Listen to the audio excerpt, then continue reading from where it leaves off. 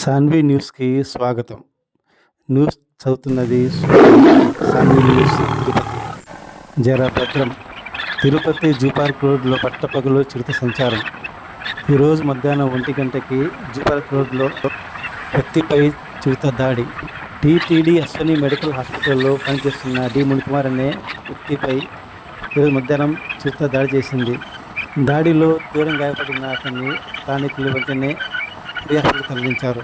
ఈ దాడి విషయంలో స్థానిక ప్రజలు ఫారెస్ట్ అధికారుల్ని నిఘా పెట్టాలని, భద్రత కల్పించాలని కోరారు.